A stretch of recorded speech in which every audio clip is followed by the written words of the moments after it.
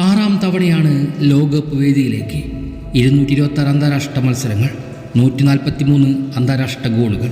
മഹത്തായ അത്ഭുത പിറവിക്ക് പ്രായം 41. കാലവും കാവ്യനീതിയും ഇന്നോളം അനുഭവിച്ച ശാപങ്ങൾക്ക് നടുവിൽ നിന്നും ഏറെ വ്യത്യസ്തനാണ് അയാളെന്ന്. ശാപമോക്ഷത്തിന് നൊടിയിലേക്ക് മിശിഹായ്ക്കൊപ്പം നിന്നതുപോലെ റൊണോയെയും മുക്തിയുടെ പുലരി പുലുകി തുടങ്ങിയിരിക്കുന്നു എന്നെൻ്റെ മനസ്സ് പറയാതെ പറയുന്നുണ്ട്. പ്രായവും ഭാവവും രൂപവും വേഗം കൊണ്ടെല്ലാം അയാളുടെ ഇന്നത്തെ കളിയരകിലും സ്റ്റൈലിലും മങ്ങലേറ്റത് കാണാം. പക്ഷേ ഇന്നോളം ചവിട്ടി അരച്ച മണ്ണിലെല്ലാം ചെയ്തു വെച്ചതും നരവീണിട്ട് മടങ്ങാത്ത ദൃഷ്ടാന്തങ്ങളും ഇന്നും എതിരെ വരുന്നവരുടെ നെഞ്ചിനെ തീ പിടിപ്പിക്കുന്നുണ്ട്. മനുഷ്യർക്ക് ഇരുട്ടിൽ വെളിച്ചമാകാൻ സ്വർഗത്തിൽ നിന്നും തീ മോഷ്ടിച്ചൊരു പ്രൊമത്തിയോസിനെ കുറിച്ച് കേട്ടിട്ടുണ്ടോ? ലോകത്തിന് വെളിച്ചം കൊടുത്തതിന് വിധി അവനെ ചങ്ങലയിൽ പൂട്ടി. കഴുകന്മാർക്ക് അവൻ്റെ നെഞ്ച് ജീവനോടെ കൊത്തിപ്പറിക്കാൻ ഇട്ടുകൊടുത്തു. കഴിഞ്ഞ കുറച്ച് കാലങ്ങളേറെയായി ഈ ഫുട്ബോൾ ലോകവും റൊണോയോട് ചെയ്തതും ഇത് സമാനമായിരുന്നു. ഈ കളിക്കളത്തിനും തൻ്റെ രാജ്യത്തിനും വേണ്ടി തൻ്റെ യൗവനവും ചോരയും നീരും വരെ നൽകി.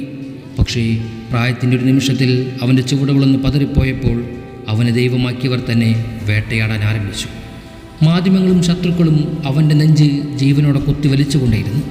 അവനെ നോക്കി ഉറക്കെ പരിഹസിച്ചു. ആ ലോകവേദിയിൽ അന്ന് ക്യാമറ കണ്ണുകൾക്ക് മുന്നിൽ പൊട്ടിക്കരഞ്ഞുകൊണ്ട് കൂടെ നിൽക്കേണ്ടവർ പോലും ആശ്വസിപ്പിക്കാനില്ലാതെ ഒറ്റത്തടിയായി ആ മനുഷ്യൻ നടന്നകളന്ന നിമിഷം ആ മനുഷ്യൻ്റെ കണ്ണുകൾ മാത്രമല്ലല്ലോ നിറഞ്ഞു പോയത്, കോടിക്കണക്കിന് വരുന്ന ആരാധകരുടെ ആത്മാവ് കൂടിയാണെന്ന് ഉരുകി തീർന്നു പോയത്. റൊണാൾഡോ എന്ന അധ്യായം തീർന്നുവെന്ന് ശത്രുക്കൾ അന്നേ ആവർത്തിച്ചാർത്ത് വിളിച്ചുകൊണ്ടേയിരുന്നു. പക്ഷേ അപ്പോഴും തെളിയിക്കാൻ ഒന്നും തന്നെ ഉണ്ടായിരുന്നില്ല അയാളുടെ പക്കൽ. എന്തിന് ഒരു സ്വർണ്ണക്കപ്പിൻ്റെയും പിൻബലം ആവശ്യമില്ലായിരുന്നു. കാരണം അധ്വാനത്തിൻ്റെ കണക്കെടുപ്പിൽ അവനെ തോൽപ്പിക്കുവാൻ ഈ ലോകത്തെ ഏത് കിരീടത്തിലാണ് സാധിക്കുക? ചരിത്രത്തിൽ ഇന്നോളം ഒരുപാട് രാജാക്കന്മാർ വന്നിട്ടുണ്ട്, ഇനിയും വരും. പക്ഷേ നെഞ്ചു കീറി മുറിക്കപ്പെട്ടിട്ടും വിമർശനങ്ങളുടെ ചങ്ങലകൾ തകർത്തെറിഞ്ഞ് ആ ചോരയൊലിപ്പിക്കുന്ന വേദനയിലും ആരാധകർക്ക് ആവേശത്തിന് തീ പകർന്നു നൽകിയ ഒറ്റ കാൽപന്തട്ടക്കാരനെ നിങ്ങൾക്ക് ഫുട്ബോൾ ലോകത്ത് ചൂണ്ടിക്കാണിക്കുവാൻ സാധിക്കൂ. അയാൾക്ക് പേര് ക്രിസ്റ്റിയാനോ റൊണാൾഡോ എന്നാണ്. തോൽക്കാൻ മനസ്സിലാത്തവൻ്റെ പേരാണത്. ചില കണക്കുകൾ നിരത്തും. റൊണാൾഡോ പോർച്ചുഗലിൻ്റെ ഒരു മികച്ച താരം പോലുമല്ല എന്ന്, വേൾഡ് കപ്പ് പോലും നേടാത്തവനെന്ന്. പക്ഷേ പലരും മറന്നു പോകുന്ന ചില യാഥാർത്ഥ്യമുണ്ട്. ഒരു കാലത്ത് വേൾഡ് കപ്പിൽ കയറുന്നതുവരെ അത്ഭുതമായി കണ്ടിരുന്നൊരു ടീമിനെ, ഫുട്ബോളിൽ പറയാൻ വലിയ പാരമ്പര്യമൊന്നും ഇല്ലാതിരുന്നൊരു രാജ്യത്തെ ഈ ലോകത്തിൻ്റെ ശ്രദ്ധയിലേക്ക് എത്തിച്ചതും യോഗ്യതയില്ലാതെ നിൽക്കേണ്ടി വന്നതിൽ നിന്നുമെല്ലാം തുടർച്ചയായി 6ാം തവണയും വേൾഡ് കപ്പ് വേദിയിലേക്ക് എത്തിക്കുന്നതും യൂറോ കിരീടം അണിയിച്ചുകൊണ്ട് പോർച്ചുഗൽ ചരിത്രം വാഴ്ത്തപ്പെടുത്തിയതും ലോകത്തിൻ്റെ നാനാ കോണുകളിൽ അവർക്ക് വേണ്ടി ആരാധകർ സൃഷ്ടിക്കപ്പെടുന്നതും എന്തിന് മദീര മുതൽ കന്യാകുമാരി വരെ ആരാധകർ ഉണ്ടായിപ്പോയതും ആ ഒരു മനുഷ്യൻ്റെ സാന്നിധ്യവും ദൃഷ്ടാന്തങ്ങളും ഒന്നുകൊണ്ട് മാത്രമാണ് എന്ന്. 2026 അമേരിക്കയിലെങ്ങാ മഹാവേദി ഒരുങ്ങുമ്പോൾ ഇന്നോളം അങ്ങോട്ടെത്തിയ ചരിത്രത്തിലെ ഏറ്റവും മികച്ച പോർച്ചുഗീസ് ടീമിനെ കുറിച്ച് വാഴ്ത്തപ്പെടുമ്പോൾ ഇന്നോളം പോരായ്മകൾ അകുമ്പടിയോടാണെങ്കിൽ പോലും മുടങ്ങാതെ വേൾഡ് കപ്പിലേക്ക് വന്നുകൊണ്ടിരുന്ന ആ ചരിത്രം മനഃപൂർവ്വം മറന്നു പോകുകയാണ് നിങ്ങൾ. ഒരുപക്ഷെ കരിയറിൽ അവസാന ലാപ്പിൽ കിട്ടിയ ഈ പിന്തുണ പണ്ടേ അയാൾക്കൊപ്പം ഉണ്ടായിരുന്നേൽ പോർച്ചുഗീസിൻ്റെ ഷെൽഫിൽ പണ്ട് തന്നെ ഒരു സ്വർണ്ണക്കപ്പ് അങ്ങ് പൊടി പിടിച്ചിരുന്നേനെ. പണ്ട് അർജന്റീനയ്ക്ക് റൊണാൾഡോ ഉണ്ടായിരുന്നില്ലെന്ന് മറഡോണ ചിന്തിച്ചതുപോലെ റൊണാൾഡോ ഉണ്ടായാൽ ഇന്നത്തെ ടീമിന് വലിയ ബലഹീനതയാണ് എന്നാണ് പലരും വാദിച്ചുകൊണ്ടിരിക്കുന്നത്. റൊണാൾഡോയെ പോർച്ചുഗൽ ചുമന്നു കൊണ്ടുപോകുകയാണോ അതോ പോർച്ചുഗൽ റൊണാൾഡോ ഇപ്പോഴും ചുമന്നു കൊണ്ട് നടക്കുകയാണോ എന്നൊരു വല്ലാത്തൊരു ചോദ്യത്തിന് മുന്നിലാണ് എൻ്റെ നിൽപ്പ്. അവസാന 50 മത്സരങ്ങളിൽ നിന്നും അയാൾ അടിച്ചു കൂട്ടിയത് 51 ഗോളുകളാണ്. 41-ാം വയസ്സിൽ UEFA നാഷണൽ ലീഗിൽ 9 കളികളിൽ നിന്നും 8 ഗോളുകൾ, അതിലൊന്ന് പെനാൽറ്റിയിലൂടെ. സെമിയിലും ഫൈനലിലും വരെ ഗോൾ. ജർമ്മനി, സ്പെയിൻ അടക്കമുള്ള ബിഗ് നെയിമുകൾക്കെതിരെ വരെയും ഈ പ്രായത്തിലും ഗോളുകൾ നേടുന്നു.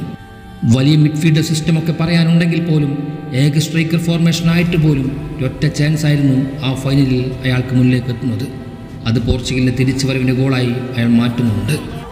2026 വേൾഡ് കപ്പ് ക്വാളിഫയറിൽ 5 മത്സരങ്ങളിൽ നിന്നും 5 ഗോളുകൾ. All time World Cup qualifier ഗോൾസിലും റൊണാൾഡോ തന്നെയാണ് മുന്നിൽ. എന്നിട്ടും വെറും ഹേറ്റ്സ് കൊണ്ട് മാത്രം ഇന്നും തരം താഴ്ത്തൽ മാത്രം. ഈ അടുത്ത കാലങ്ങളിൽ റൊണോയെ നിരീക്ഷിച്ചവർക്കറിയാം. ടീമിന് ആവശ്യമായ എല്ലാ മൊമെൻറ്റുകളിലൊക്കെയും ക്ലച്ച് ഡെലിവറികൾ ഇന്നും നരാചരകൾ വീണ കാലുകളിൽ നിന്നും പിറന്നുകൊണ്ടേയിരിക്കുന്നു. എന്നിട്ടും അധികപ്പറ്റുന്ന പരിഹാസം. അയാൾ 30 പിന്നിട്ടതിനു ശേഷം ചെയ്തു വച്ചതിനെപ്പോലും താരതമ്യം ചെയ്യാൻ പോർച്ചുഗലിൽ ഇന്നും ഇതിഹാസതുല്യരായ മറ്റൊരു പേരോ പ്രവൃത്തിയോ ഇന്നോളവും അഡ്രസ്സ് ചെയ്യപ്പെട്ടിട്ടില്ല.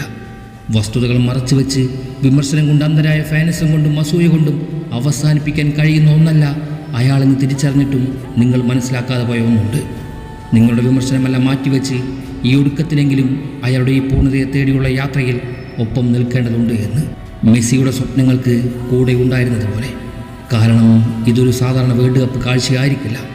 പിന്നീട് വരുന്നൊരു വ്യാഴവട്ട യാമത്തിനും താഴെയും അയാളുടെ കളി കാണാനുള്ള ഭാഗ്യം നിങ്ങൾക്കോ എനിക്കോ ഉണ്ടാകുകയില്ല.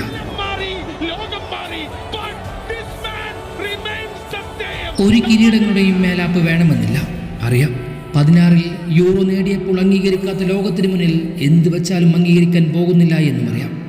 എന്നാൽ നാളെ ഫുട്ബോളിൽ റൊണോയുഗം അവസാനിച്ചാൽ പോലും ലോകം മുഴുവൻ അയാളുടെ വാക്കുകളും പ്രവൃത്തികളും അപ്പോഴും സദാ ഉത്തേജിപ്പിച്ചുകൊണ്ടേയിരിക്കും. കാരണം ഫുട്ബോളിൽ മാത്രം ഒതുങ്ങി നിന്ന പ്രചോദനമായിരുന്നില്ലല്ലോ അത്. പരാജയപ്പെട്ടു പോകാൻ സാധ്യതയുള്ള ഒരു തലമുറയുടെ തലച്ചോറിൽ വീണ്ടും ആരംഭിക്കാൻ ചൊടിപ്പിച്ച ലഹരിയുടെ കൂടെ പേരായിരുന്നില്ലേ റൊണാൾഡോ എന്ന്. വരുന്ന ഓരോ തലമുറയിലും റൊണാൾഡോ എന്ന അത്യത്ഭുത വർഷൻ കാലാകാലം സഞ്ചരിച്ചു കൊണ്ടേയിരിക്കും. പക്ഷേ ചരിത്രത്തിൽ വിജയിച്ചവരുടെ കണക്കെടുപ്പിൽ പൂർണ്ണതയെ പ്രാപിച്ചവരുടെ കൂട്ടത്തിൽ പെടുവാൻ വേൾഡ് കപ്പ് വേണമെന്നാണല്ലോ വെപ്പ്. അതുകൊണ്ട് തന്നെ ഈ ഒടുക്കത്തെ പരീക്ഷണം കൂടി അയാൾക്ക് അതിജീവിച്ച് വിജയിച്ച് കാണിക്കേണ്ടി വരും. എല്ലാം ശാന്തമായി കെട്ടടങ്ങി കഴിഞ്ഞിരിക്കുന്നു. കഴിഞ്ഞ വേൾഡ് കപ്പിലെ സാഹചര്യങ്ങളിൽ ഉണ്ടായിരുന്ന കലഹങ്ങളെല്ലാം ശുദ്ധീകരിച്ച് കഴിഞ്ഞു. അയാൾക്ക് വേണ്ടി പോരാടാനുള്ള ബാധ്യത ടീം ഏറ്റെടുത്ത് കഴിഞ്ഞു. സമ്മർദ്ദങ്ങളോ വിഷാദങ്ങളോ തലക്കരങ്ങളോ ഒന്നും തന്നെയില്ല അയാൾക്കിന്ന്. പക്ഷേ വീഴാതെ അവസാന രാത്രിയുടെ രാവിൽ പൂർണ്ണചന്ദ്രൻ്റെ ശോഭയ്ക്ക് കീഴെ പാരാവാരങ്ങൾക്കും എടുത്തുയർത്തിയ താരങ്ങൾക്കും നടുവിലാ ജന്മം കിരീടസ്പർശിയായി നിൽക്കുന്ന കാഴ്ചയുടെ ദർശനം മാത്രമാണ് ഇനി ബാക്കി. അത് ഉയിരും ഉന്മാദവും ജീവിതവും ലോകത്തിന് സമർപ്പിച്ചവൻ്റെ പൂർണ്ണത കാണുക മാത്രമാണ് ഇന്നോളം ഫുട്ബോളിനെ ആസ്വദിച്ചവർക്ക് ആരാധിച്ചവർക്ക് പരിസമാപ്തിയിൽ ലഭിക്കുന്ന പുണ്യം. അത് സംഭവിക്കുക തന്നെ വേണം.